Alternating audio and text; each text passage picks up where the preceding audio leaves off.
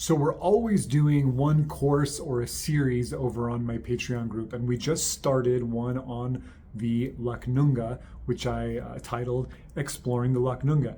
And in this course, we are going through a bunch of the various verses, charms, prayers, and remedies throughout the Lacnunga and kind of picking them apart through the lens of modern herbalism, looking at the herbs that are used, the protocols, the processes, what the ailments are that folks might have been talking about, and how all of this relates to our contemporary practice of wortcunning and spiritual herbalism. So we just got started. There is a new lesson in this series that posts every single Monday. How many will there be? I do not know, because what I am going to do is just focus on however many entries I can focus on each week. So this is already off to such a good start. I'm having so much fun with it. Here are a couple of excerpts, a little preview, if you will, from our first class. And if you want to get in on the entire series and on our community, there's details below on how to do that. I hope to see you there. Greetings, everyone, and welcome to this many-part series on the Lacnunga. I am so excited to be digging into this text with you, not only because it's worth our study, it's worth looking at, and it is wildly interesting, but because we are going to put a little bit of a spin on it. We are going to look at the verses of the Lacnunga as they are, as they've been translated, by the way, by Stephen Paulington, of course. And then I am going to share my perspectives with you based on modern herbalism, how I practice, what I might do with a particular charm. Particular charms I would not touch with a 10-foot pole, right? So this is a kind of miscellaneous collection of Anglo-Saxon medical texts, charms, and prayers. And most of them are written in Old English. I'm going to put some pictures of the actual Lacnunga manuscript here for you to look at. There are a few in Latin as well, which is really cool because it shows us how herbal syncretism was happening, how wisdom from the continent was moving into the British Isles, how people were moving around and sharing their herbal wisdom. And there's even one old Irish prayer in there. It's not very good Irish. I think a native Irish speaker would say, that's a little wonky. But there is one in there and it's super cool. And this is a codex that was compiled probably in the late 10th or early 11th century. And it contains all kinds of stuff, the Lacnunga being the primary body of that. And one really interesting thing about this particular codex, this particular manuscript, the Harley manuscript 585, is that this guy, Oswald Cockayne, was the first person, at least speaking modern English, to go through that manuscript and edit it and clean it up and make it so you and I can approach it more easily. And he did that in the late 1800s. And if you remember or recognize this name, Oswald Cockayne, he's the guy who wrote Leechdom's Wortcunning and Starcraft, right? One of my very favorite books on wortcunning crafts from the British Isles. So then we also have the With Farstiche, which means against stitch or against a sharp pain. This is a very famous charm because it helps us see the format, the structure of how charms are put together. And another that's one of my favorites is the With Dweor, against dwarves. Beets roots, this is common beet, right? The vegetable beet. Pound with honey, wring out, put the juice into the nose. Let the patient lie face up towards the hot sun, and let his head hang down until the brain be reached by the juice. Let him already have butter or oil in his mouth. Let him then sit upright, then bend forwards, allow the pus to flow out from his nose. Do that often until it be clean.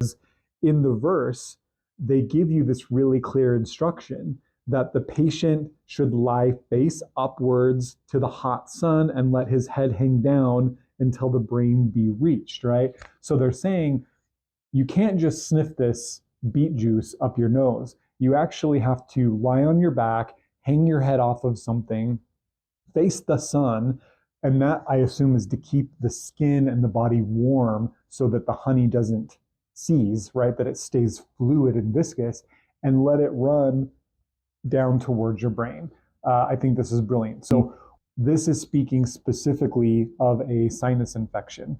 We're bringing this beet and honey material into the sinuses, hanging the head off the edge of something, letting it run towards the brain, keeping the body warm, and then sitting upright and letting it all flush back out. And why beet? I don't know. I do work with beets, actually, as a remedy. I suggest beets to people all the time, usually a freeze-dried crystallized beet supplement that you can mix into a smoothie or take a capsule. I work with beet as a blood builder, right? To build up the blood, to build iron in the body, to nourish and fortify the blood, to support the liver, to ensure that blood is getting up to the upper quadrant of the body.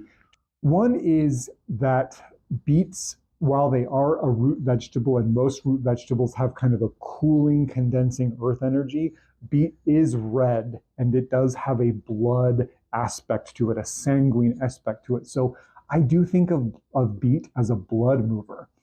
It's not as strong a blood mover as some of our actual blood mover herbs like angelica or cinnamon, right? We have these herbs that really are cayenne, that really like move and invigorate the blood.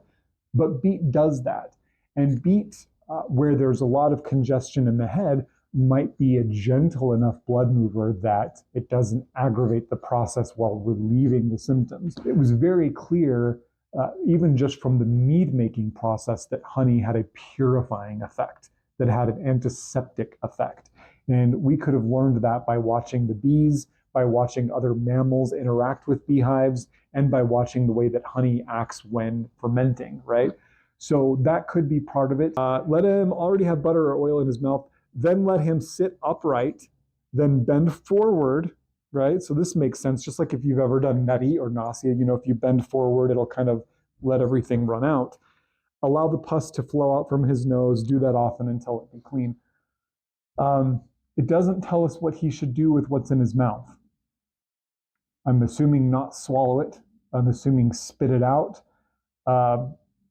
Here's the only thing I can come up with in the moment.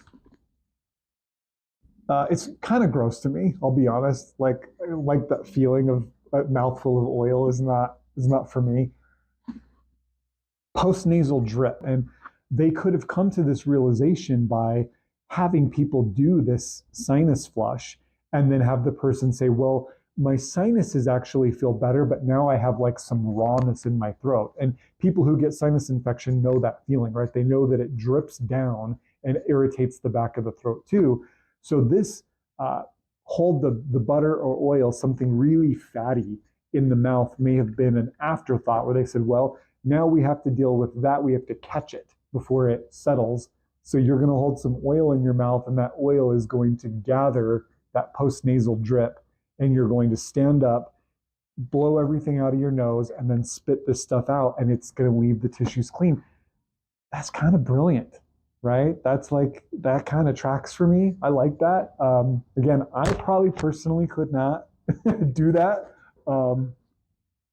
But this is an indicator of why we should respect these old herbals. It's very easy for us to discount them and discredit them, to write them off as old and irrelevant, to say they don't speak to the modern person anymore.